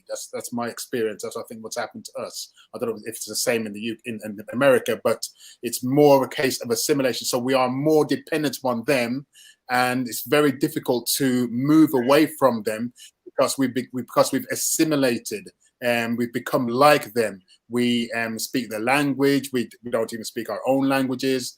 Even the way we think. You know, even the things the way that we used to be, for instance, back in Jamaica, where we'd have certain things like partner and various other things, or the way families would come together and so forth. We don't tend to do that anymore. It's kind of like, I'm all right, Jack. You know, everybody wants to live far away from each other. So there's no more real kind of like the extended community, the extended family. So that is what we've lost. So, you know, from what I've seen here in Africa, not just here in Tanzania, but in other places as well, is that, you know, the family is very important. The community is very important. The way you greet each other is very important. And the way you see each other. The way you bring other people in that are like you, who's not part of your family. So over here, you know, if people are hungry or people may need some assistance, other people give them a plate of food and things like that. So, you know, everybody looks after everybody. You know, over here, it's not entirely the case, but you know, we've lost a lot of that because we've lost a lot of our ways. We have a high number of highly educated individuals, people with degrees, be a Bachelor of Science, Masters, whatever. But all of that knowledge is not turning into something where we can apply ourselves and make a change. We've had a number of numerous organizations over the decades that have come and gone, and they haven't left a lasting legacy. Many people in other communities, they can see their legacies because they can touch the brickwork. They can see the structures and organizations that other communities have built and have maintained and have developed, and have also, got other people from their kith and kin from other from their home countries to contribute to. But back in time, we had a lot more community centres up and across the spread of the UK, and a lot of that is lost now. So the demise of our community is one element as contributed to that is the financial aspect. We haven't put our money where our mouth is. Many people talk. We've had many organizations saying many things for many years, but we haven't put our money where our mouth is. And so, it's just gone back into some organizations have profited very well, such as some religious organizations. But, if we have these organizations and they're not doing anything for our people in our community, what good is it really? So we need to get back to the roots of what a community is, and to try to help each other. So how I see things is that we are more of assimilated rather than actually integrated. And for me, I'd like to see more of us have that kujitagula, that self-determination, to actually take that leap of faith, see what you can do. I remember when I started joining many different organizations, such as the one in London, many people would think like you needed to have certain skills, certain letters after your name in order to be part of something. No, you don't need anything. All you need is that will and the desire, and more importantly, that love, that harmony, that fellowship is very important. And there's too many, as you know, in our communities, many things have been undermined by the thing called ego. I've witnessed in some of the community organizations where the young men, the young under 25s and so forth, are seeing the way that certain adults have behaved, the elders have behaved in the community. So we have to really take control and know that our children are watching. What are we doing for our children? If we're not doing anything for our children, it's an absolute waste of time. So I'm all right, Jack. The amount of education you've got goes so far. But if we all have what we need for ourselves individually, then we won't have the things as a community. For instance, if many of us are making sure that our sons and daughters are the best that they can be, but we all aren't also making sure that other children are the best that they can be. So when our children grow up, they won't have any suitors. If our community is not really getting into trying to organize ourselves in terms of arranging these things, the life challenges, the life goals, if we don't look at that seriously, and that requires a lot of money and a lot of thought plan, but the education we have needs to go into more practical outcomes for our community. So integration and assimilation isn't working for us. That's my point. Absolutely agree with you on that, my brother Bevis. Wow, wow, wow. Many of our people have integrated and assimilated to the point where, when you hear us talk, you'll think we're Europeans, or if we're, the French are our colonizers, we're more French than the French. We've assimilated to the point where we've taken on their culture, we've taken on their ideology, we've taken on their religion, we've taken on everything and forgotten who we are as Africans. Someone said, empty vessels, there's very little of who we really are left in us, because, we've just absorbed ourselves totally into this melting pot to the point where many of us have lost ourselves. Well, now we're saying, you know, time for change. We've got to rise up ourselves culturally, rise up ourselves spiritually, find ourselves. That's why we've got to celebrate Haiti, who've held on to their voodoo. You know, they have been the target of a huge amount of destruction because they've decided to hold on to their Africanness, to hold on to their voodoo, to not assimilate, to not embrace, you know, everything European. I mean, look at the earthquake that hit them on the 4th of August, on the anniversary of the day, back in the 18th century, when they launched that voodoo ceremony and that attack, that revolutionary assault for their liberation and freedom. This was a message from the Europeans and the powers that be on the anniversary of that spectacular day in Haiti history that said they were sending a message. You know, you may have beat us those 200 years ago, but we haven't forgotten. And we're using the technologies and the weather manipulation mechanisms that we have to send a powerful earthquake your way. It was no coincidence. That was not an act of nature as far as I'm concerned. And for those who are thinking, what am I talking about? Check out HAARP, HAARP, weather manipulation, weapons of mass destruction that the Western world actually have at their convenience. And they are using it and have been using it for time. Check it out, family. Let's go over to Sister Sheila. We haven't heard from you for a little while, my sis. Hey, come on. I give thanks, and just jumping on that Haiti story and using the weather as a weapon of mass destruction just shows how dangerous it is to integrate to some systems and to some people. Makes you vulnerable. A few years ago, I started a community charity because I saw that my people were marginalized. And I thought that rather than sitting and waiting for some other person to do something, I am going to task myself. So I came up together with a few friends. We decided to come up with a community initiative and just interest our fellow people and just tell them, this is what we are doing in this community. We need to have a voice. We need to speak. We need to be heard. We need to be seen because we are being marginalized. It was disastrous. It was one of the hardest things that I ever faced in my life. Just getting to talk to our people. There was a lot of distrust and suspicion and the question, why are you doing this? What do you expect to get out of it? And it was just difficult, extremely one of the hardest things to do amongst, to do for my people. And I realized how much pain we were in, how much trauma we were carrying, that we could not come together and work as one. Just to tell them to come together, let's talk, let's speak. These are the problems we face. And they were like, why are you doing this? What do you want to get out of it? What do you want to use me? What is it that you want to get out of me? Where is the catch? So there was a lot of interrogation that was coming my way. And no matter what answers I gave and telling them, I just want us to speak and I can't do this on my own. I need you. That was falling on deaf ears. And then during that time, a few other races had noticed the work that I was doing because I put out a notice in the supermarkets and these other places whereby you can put notices for free.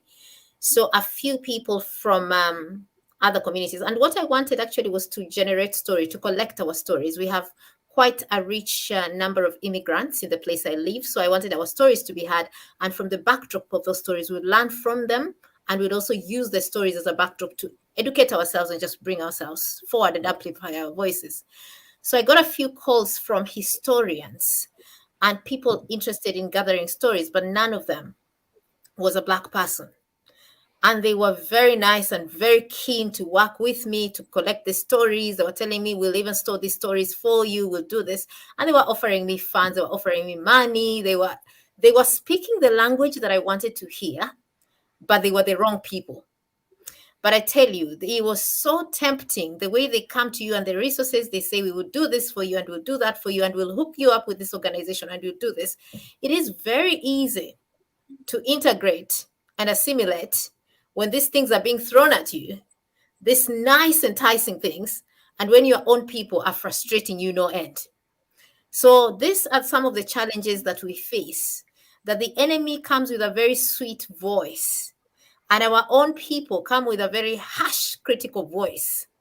So if you're not committed to the cause, it's very easy for you to cross over to the other side. And once you're over on the other side, you start calling our people and say, come join, there's freedom here, there is happiness here, there is a lot of movement here, come over. And that is how you find you have integrated and assimilated without intending to. And now you're a sellout, as I've seen in the chats, they call you a coon. So you may find you're a coon without knowing that you're one, simply because the enemy has come smiling and telling you what it is you want to hear. So there are a lot of our people out there that want to do something, but they are being frustrated. And so I stopped working with the people in my community altogether. And I decided to focus on working when my community, I'm saying my community in the UK. So I started working with my people online, wherever they are. And I have been successful in that venture, in that I run now a life coaching school whereby we talk things to do with our people, things to do with what is affecting us. And I am receiving positive results, and lives are changing. So this is a message of hope to any of us out there that wants to work with our people, and our people are frustrating you, and you are hearing these calls from the siren. In Greek mythology, there is someone called a siren, and it was a woman that would have this voice and call men to their downfall. So we get to hear these siren calls as well, especially when we put out work out there that we want to work with our people. Voices start coming to your ears and start saying, come over this side, we'll help you. You know, things are smooth here. And if you're not careful, you may find that you are crossing over to the other side without knowing that you're actually jumping out of the fire, out of the frying pan and into the fire. So for our people that are listening to this conversation, you will find your people. The first people that you approach who look like us, who are part of us, may not be ready. Don't stress so much trying to convert them. You will burn out. And then the voice of the siren will become very appealing to you. And then you'll find you've crossed over to the other side.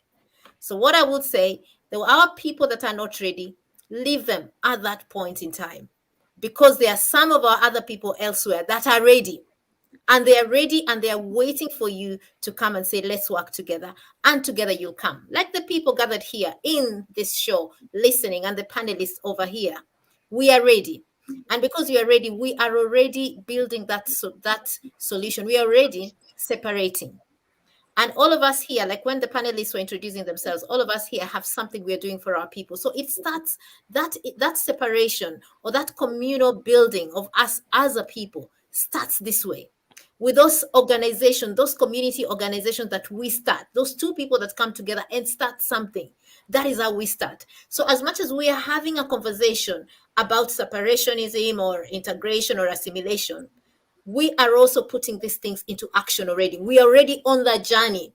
We're already on the journey of coming together as a people. By virtue that we are having this conversation in itself, it means we're already making steps forward. And this is just to give us hope and know that we are doing something about it. We're just not making stories. We are not empty vessels that are making most noise. We're having a conversation. And in this conversation, we are also separating the wheat from the chaff. We are separating from the things that are harming us, from the things that oppress us, and we are building that community. And little by little, we are going forth. Little by little, we are growing. Little by little, we are naturally separating, and we should not tire. I give thanks. Ashe.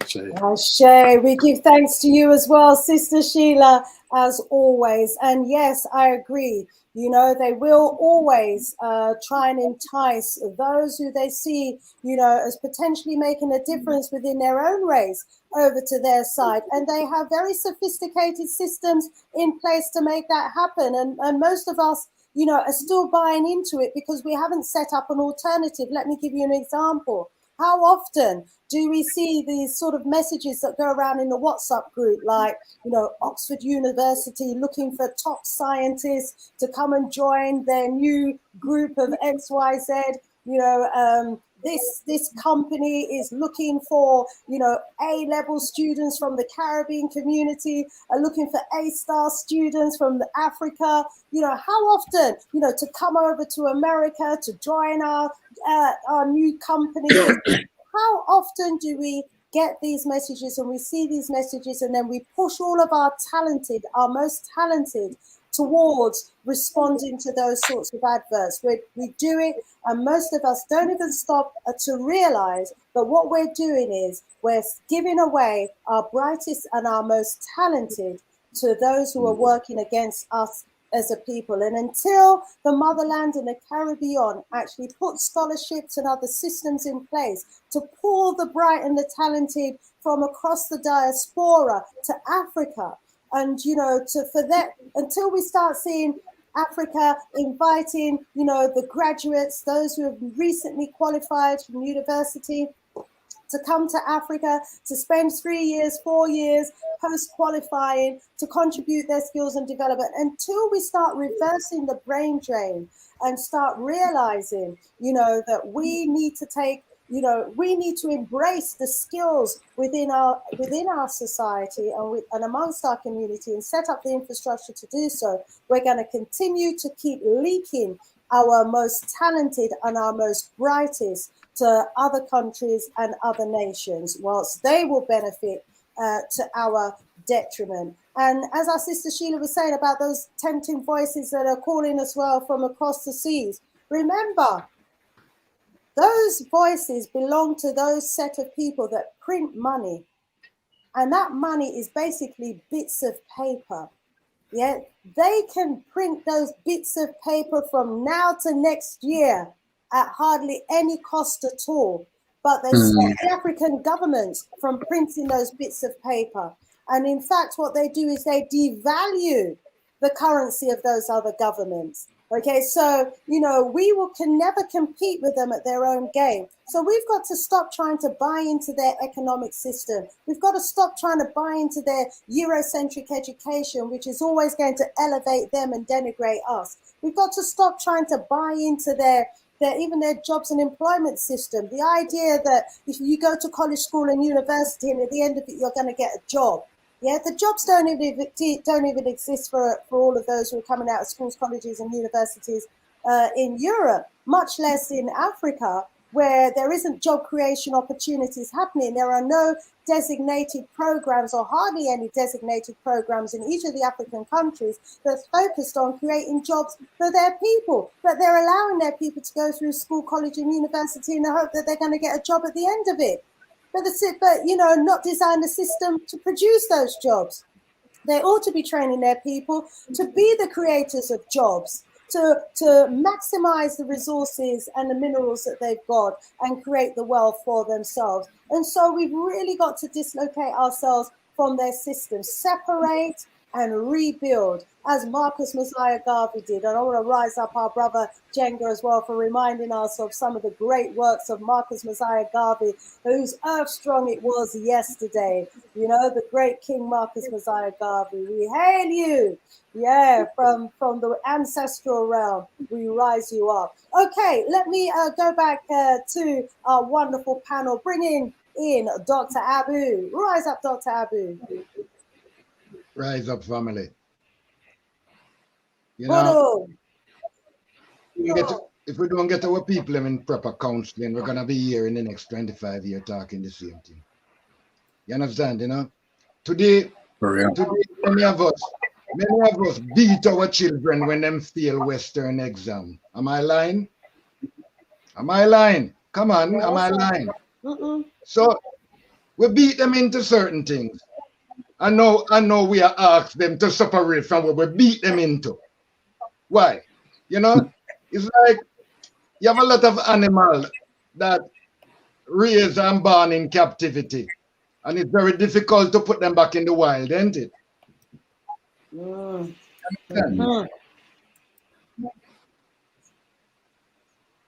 Integration is not restoration. You can never restore yourself when you integrate. You understand? You have to totally separate from that thing that caused you those pain. A lot of us are carrying memories. Some of the pain them that we are feeling is body memory, blood.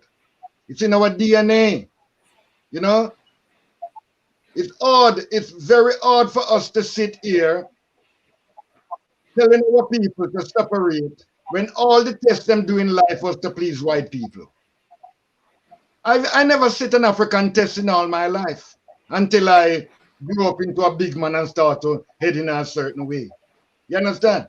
How did some of us right now reach where we reach? Did we go into African centered?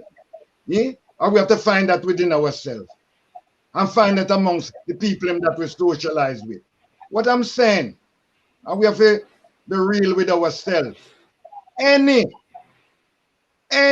organization that is functioning in the West for over 30, 40, 50 years and doesn't have a strong economical tie in Africa is selling their people back on the plantation. I don't matter what you don't want to call them. I don't matter what their leaders say, is what they do. You understand? And it's full time we stand up and be truthful with ourselves. Be truthful, because sometimes when we talk about separation, all we are doing is separate from, oh, the black woman are separate from the black man, and the black man are separate from, that's the only separation we understand. Full time, we get back into voodoo. The true spirit always present. Stop siding with these Yoruba people. Isn't Afghanistan shows anything what integration mean? Yeah? Anywhere these European them go, they never leave it in a peaceful way. You understand? So we have to talk to our people them, talk to the children them, especially the young people them. We have to invest in them. You understand? Because one of the most set of people them that give us problem. That's why I don't waste time. I tell people about separate or that, you know. I just do what me have to do, blood. Because our biggest problem with our own peer group. My own peer group, I have no problem with the young people. You understand? Because young people are adventurous. But a lot of our age group and them thing is one of the most fearsome sellout set of people that we're there amongst. And we must be honest with ourselves. Because the biggest problem that we're facing is not the young people them causing it. It's adult. Adult is a coward, a sellout, and I mean selling out their people for years. And a full time we stop. Point the finger to the media, make we point the finger at young people. We forgot that we have some little traitor adult amongst us. Voodoo. Voodoo, Dr. Abu. I mean, that is a serious issue. The traitor within. How do we deal with those situations? And, you know, it does need to be dealt with.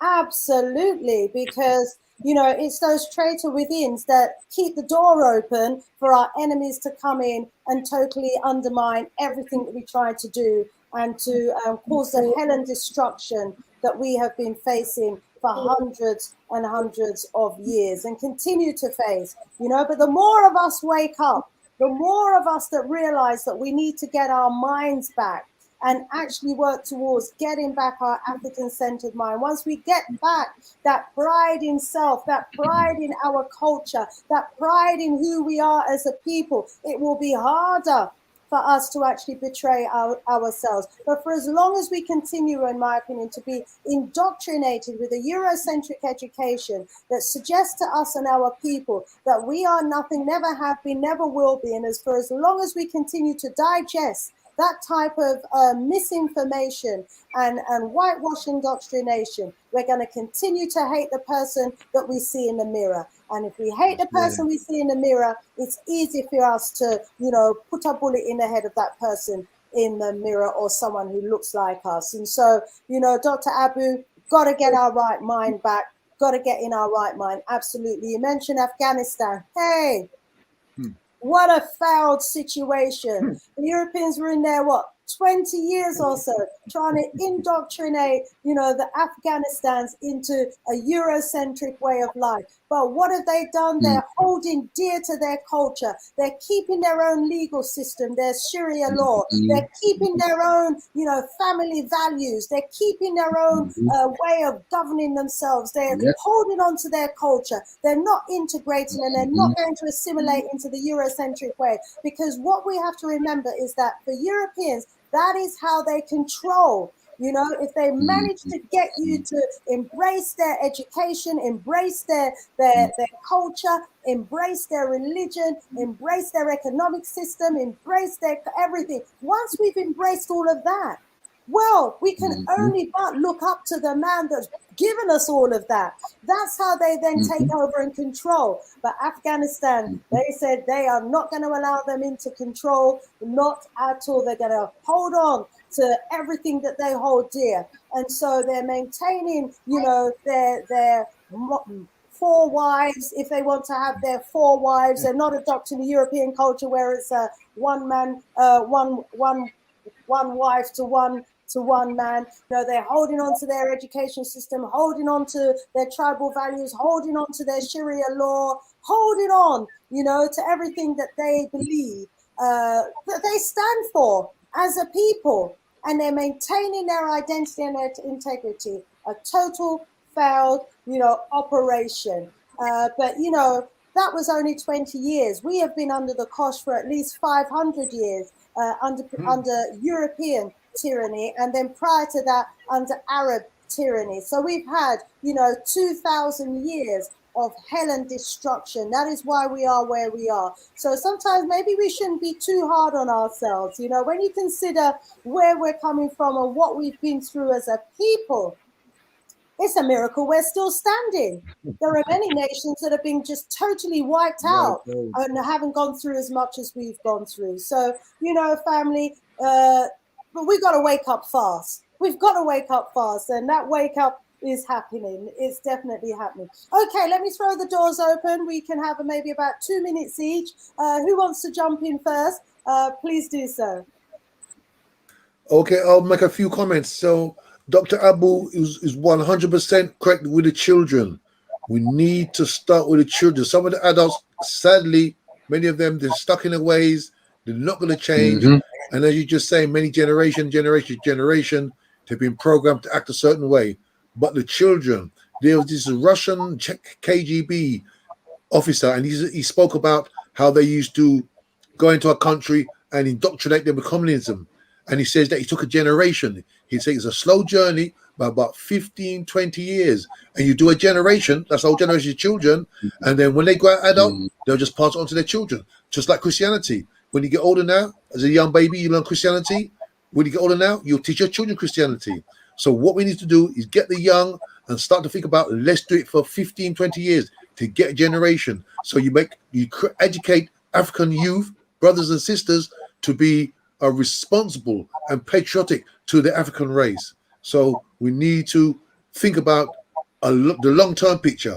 We need to educate our young, adults as well, but the young for at least a generation, so they know who they are, they're proud of themselves, they understand who Africa is, their relation to Africa, to know who they are in relation to Asians, Europeans, and everybody else. So they will fight for Africa, and they will fight for their children, and they will not want to integrate. They want to build themselves up first. One love. One love, my brother. Rise up, rise up. Okay, 2 minutes to the next person from our wonderful esteemed panel. Okay, I will go. They say trauma can be passed down generations. The older people can pass down trauma to the younger people, and the younger people can keep passing on trauma to their younger people. The same way trauma can be passed down generation is the same way healing can be passed down generation and even backwards to the other generation. My school only deals with young people at the moment, and it's for the same frustration that Dr. Abu and Brother Jegna have spoken about. Our old people, first of all, I find them to be very religious, and immediately you start talking about saying no to religion, you start getting all these threats about burning in hell in sulfur and brimstone. So we deal with only younger people. And what is happening is that the younger people now are bringing in their older people to the school. We run courses. They're bringing them to the school because even their parents can't see that this change is happening in the lives of the younger people. So this just goes to show that that healing can also happen through the children. So what I would say is start where you are, start with what you've got, start with influencing those children. And from influencing those children, you will end up healing a whole family. And by the time you heal a family, you're healing a community. For those that are asking how I can be found, I am on Facebook as Gene Coaching School. I don't know if Sister Shaniza put in the private chat. You can put it in the comment section. It's Gene Coaching School. Gene is Gene, from gene, from DNA, because we are changing the way we're thinking using our DNA. I give thanks, people. It has been an honor. I give thanks. We give thanks to you as well, indeed, Sister Sheila. Thank you. Okay. Can we have another one of our panel members jump in, please? Oh, greetings. Can you hear me? Yeah, we hear you. Okay. Yes, I'd like to thank all the panel. Thank you, Sister Shanice, for putting on this talk and discussion. I think it's very timely. The question is very important, you know, to be or not to be amongst them. For me, in terms of being here in Africa, in terms of solutions, I'm part of an organization which is the 6RADAT, the 6 Regional African Diaspora Alliance in Tanzania. And it's there are 5 regional areas in Africa as the continent, and the 6th region is actually the Diaspora. So we're trying to come together to provide solutions for our community. Yesterday on the birthday of Marcus Garvey, we had a special event where we're actually bringing in young people, not just young, but young and old, I should say, into trying to educate them so that they can actually become self-proficient within one particular sphere at this moment in time, which is IT, because that's my background. And also for them to then go on to be entrepreneurs and then to bring other people in. So at this moment in time, there are many people coming here from the diaspora, which tends to be primarily people from the ages 40 upwards. Why? Because we've got the money.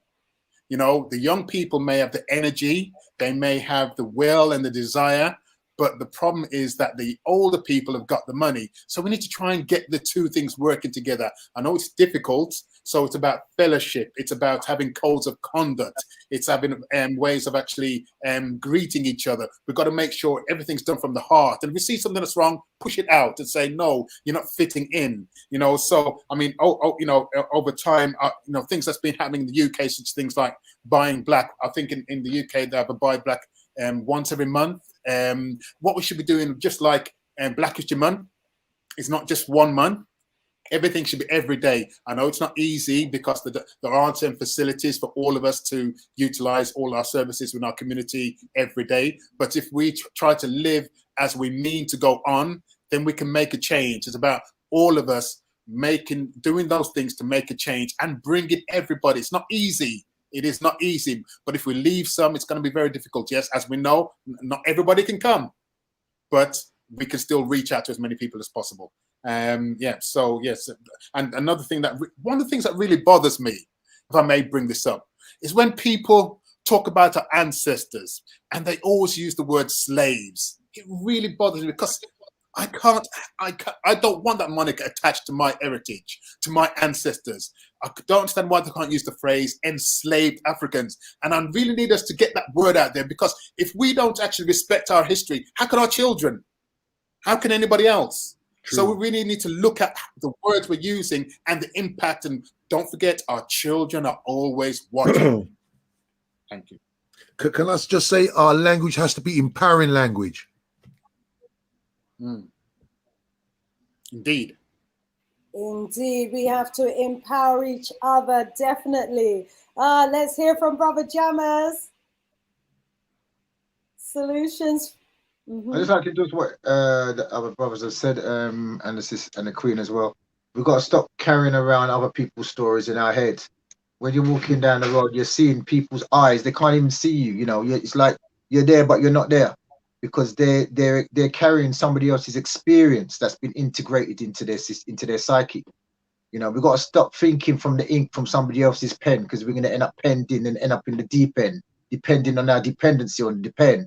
So we've got to use our inclination and don't be inclined by their incline, and end up being sentenced, be reigned over by our reign in a cell. We've got to excel and have a zero pen so our eyes can be open and get back to African spirituality. This is what we need to do. We have the ability to think for ourselves and reason for ourselves. Question is a journey, and make sure you get to the end of your questioning. You know, then you can not be held by a belief. The belief has stopped us being doers and made us being patient, and a patient is a sick person. We've been patient for too long and we're not sick, so let's do something. Cool. Wow. As always, you know, just so much to digest there, Brother Jammers. Dr. Abu, I don't think we had any closing remarks from you. Well, my closing remark, really, let us get rid of the orphanage them in Africa and integrate our children with families. Voodoo. This is what we need. That's very All difficult. the time. Nothing is difficult, my brother. Nothing is difficult, you know, unless we put our mind to it. You understand? I've seen, we will go to Battersea and get a dog. You understand? And it costs dearer to raise a dog in a land, and it's dearer than supporting a child in school in Africa. Remember that. For real, true talk there. Mind you, it's not our people that are normally looking after dogs from Battersea. They are. They join the culture. I see some of them even a kiss dog in London. Now what you talking about? Let's be real with ourselves. Some of them have the dog in a bed too. We gone in some nasty thing, we must admit it. You understand? Gone in some nasty really way. sank to the bottom then. If we've gone there, we've really sank to the bottom of the pit. Low. I want to thank everybody.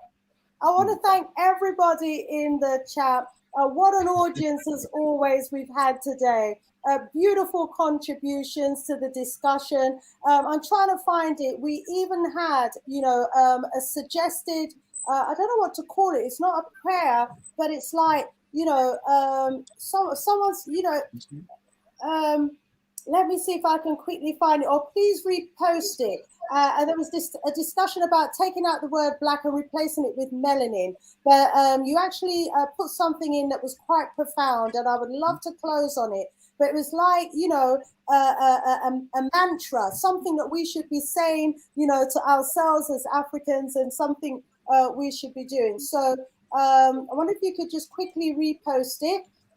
Because you were going to exchange the word black for melanin, but everything that you said, you know, really did stand for us. And for those of you who have said that, you know, you appreciate the discussion today, thank you so much. For those of you that are going to share the link, if each of you was to share the link with one person, we've got 160 of you who are watching live, many more of you who are watching behind. If each of you was just to share it once, you know, we would double the number of people who could tune in and watch this particular show. So this one, and you know, we try to make it educational and informative, enlightening and interesting, because these are the conversations that we need to be having with each other as a people. Okay, let's see if it's been reposted.